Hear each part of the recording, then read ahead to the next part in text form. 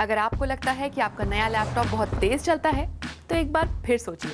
Quantum computer किसी भी आम कंप्यूटर से करोड़ों अरबों गुना तेज चल सकते हैं। ऐसा पहला, सबसे तेज, सबसे छोटा और आम लोगों की पहुंच में आने वाला क्वांटम कंप्यूटर बनाने की दौड़ आजकल बहुत तेज हो गई है। क्वांटम रेस कैसे हो रही है, हमें इससे क्या फर्क पड़ेगा, आइए जानते हैं।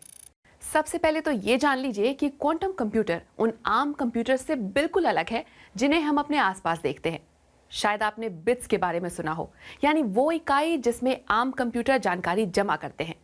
0 और 1 के सेट में ये किसी भी टेक्स्ट, फोटो, नंबर या वीडियो को स्टोर करते हैं। क्वांटम कंप्यूटर की सबसे अलग बात तो यही है कि इसमें जानकारी बिट्स में नहीं बल्कि क्यूबिट्स में स्टोर होती है। 0 और 1 की कोई सेट पोजीशन नहीं होती, बल्कि ये दोनों हो सकते हैं या 0 और 1 के बीच कहीं भी हो सकते हैं। इस गुण को वैज्ञानिक सुपरपोजिशन कहते हैं। चलिए इसे सिक्के की मदद से समझते हैं। मान लीजिए कि आपने एक सिक्का हवा में उछाला। जब तक वो वापस जमीन पर नहीं गिरता, तब तक जैसे चित और पट के बीच घूमता रहता है, क्यूबिट्स वैसे ही होते हैं। जब सिक्का गिर जाता है तो या तो चित और या पट साफ दिखता है, बिल्कुल बिट्स के 0 या 1 के जैसा। सुनने में तो बड़ा हाईटेक है, लेकिन इससे फायदा क्या है? देखिए, अगर आप चाहते हैं कि आपका अगला कंप्यूटर एक क्वांटम कंप्यूटर हो, तो शायद आपको थोड़ी मायूसी हो। फिलहाल क्वांटम कंप्यूटर्स को लोगों के आम इस्तेमाल के लिए बनाने पर काम ही नहीं चल रहा। ये अब भी बहुत बड़े हैं और बहुत शोर करते हैं। अभी क्वांटम कंप्यूटर्स का सबसे ज़्यादा इस्तेमाल कठिन रिसर्च और डेटा साइंस में होता है। ऐसा इसलिए कि ये कंप्यूटर अपनी क्यूबिट्स की क्षमता का इस्तेमाल कर अनगिनत कैलकुलेशंस को एक साथ कर सकते हैं। मिसाल के तौर पर 300 क्यूबिट्स के साथ क्वांटम कंप्यूटर्स एक पल में जितनी गणनाएं कर सकते हैं, वो हमारे पूरे ब्रह्मांड में मौजूद कणों से भी ज्यादा है। एक्सपर्ट्स मानते हैं कि क्वांटम कंप्यूटर्स हमारे लिए बहुत काम के साबित होंगे। कुछ कहते हैं कि इससे हम क्लाइमेट चेंज को बेहतर समझ पाएंगे, वहीं कुछ का कहना है कि इससे नए अणुओं की खोज हो सकेगी।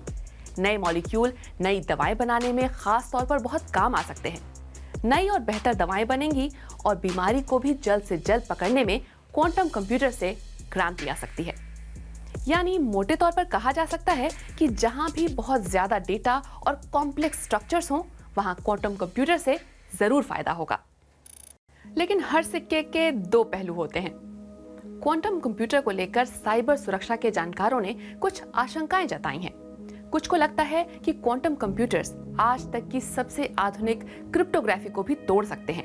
यानी आजकल हमारी मशीनें और ऐप वगैरह में जितना भी इंक्रिप्शन इस्तेमाल होता है, वो सब बेकार हो जाएगा। वैसे अभी तो ये डर ही बेमानी है। अभी क्वांटम कंप्यूटर जैसे हैं, वो ऐसा कुछ करने लायक नहीं है।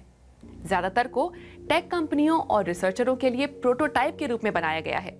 इस पर नए सॉफ्टवेयर और एल्गोरिदम को टेस्ट किया जाता है। लेकिन ऐसा शक्तिशाली कंप्यूटर अगर रिसर्च इंस्टीट्यूट से निकलकर गलत हाथों में पड़ जाए, तो कोई भी साइबर दुनिया में लगे किसी भी ताले को तोड़ यानी डिक्रिप्ट कर सकेगा।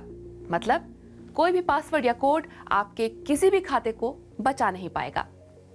अपराधियों के हाथ लगने पर वो इसका इस्तेमाल करके लोगों से लेकर सरकारों तक की संवेदनशील जानकारी को सेकंडों में हैक कर सकते हैं। हैकिंग हो गई तो आप समझ ही सकते हैं कि पावर प्लांट से लेकर बिजली की सप्लाई हो या टेलीफोन का कनेक्शन या कुछ भी बड़ा और खतरनाक, सब संभव होगा। हालांकि ये सब अभी हकीकत से थोड़ा दूर लगता है, क्योंकि क्वांटम कंप्यूटर इतनी जल्दी इतने आम नहीं होने जा रहे। कहते हैं ना कि वक्त आने में वक्त लगता है। सन 1943 में पहला मेनफ्रेम कंप्यूटर बनने से स्मार्टफोन बनने में आधी सदी निकल गई। आजकल तकनीक काफी तेजी से बदल रही है, फिर भी एक छोटा क्वांटम कंप्यूटर आपके और हमारे हाथ आने में 21वीं सदी भी आधी बीत ही जाएगी।